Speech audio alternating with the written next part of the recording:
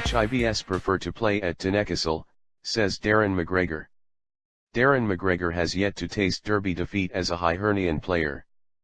But having experienced more than enough of it growing up as a fan of the club, he is in no rush to sample it on the pitch.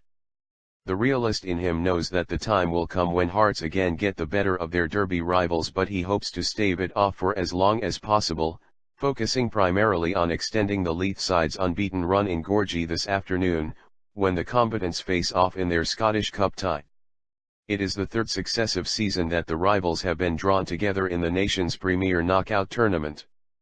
On both previous occasions they have drawn at Tynecastle but overcome their city foes in the replays, at Easter Road. When you look back in history, Hearts have always had the better of Hibs, but in the recent past we have acquitted ourselves well. Over the past 3 years, in the time I have been here, we have not been beaten, so that is maybe a good omen, but we don't want to get complacent because we know that a lot of the games have been razor close. The last one was the same and I expect it will be the same on Sunday, but we have shown that we can compete and we can beat them, and there is no reason why we can't do that again on Sunday. In the two head-to-heads in the league this term, a narrow 1-0 Hibs win was followed up with a goalless draw just after Christmas. Those results stretched Hibs' run of derbies without defeat to 9, with fans' songs suggesting they are confident that they can make it into double figures and the next round of the cup.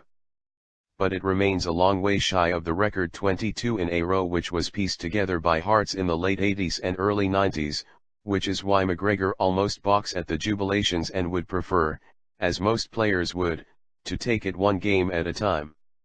If you isolate that, it is a significant enough achievement, but I don't think that in itself is something that is really worth getting that excited about or celebrating.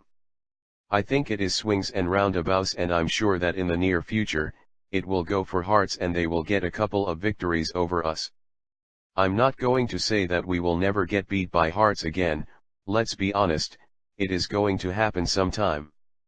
We are on a decent enough run at the minute, but the games have been close, so we are not taking anything for granted.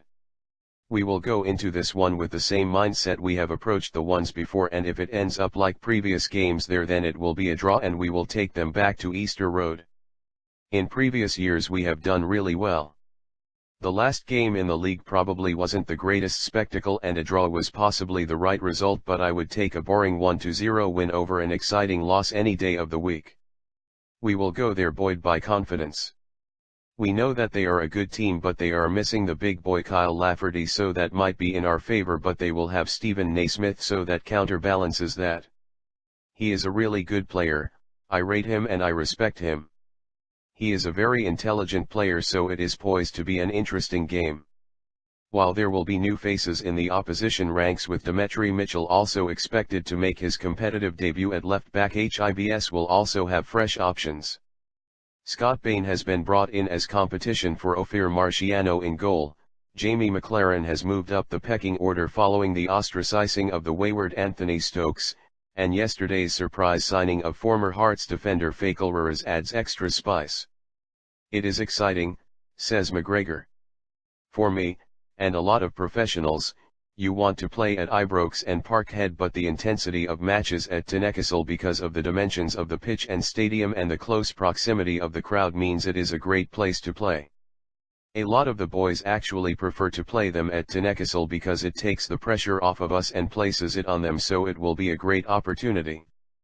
Pressure is relative, though, and having finally cast off a century-long curse, there is a sense that they should be able to approach Scottish Cup games with a bit more freedom. But perennially drawing their derby rivals in the competition has ensured the desire to progress is as intense as ever. You could look at it like that, but personally I don't feel like that. I go into every game wanting to win it. The fans can now say that we have won the cup, but every game is important. That is not just a cliché.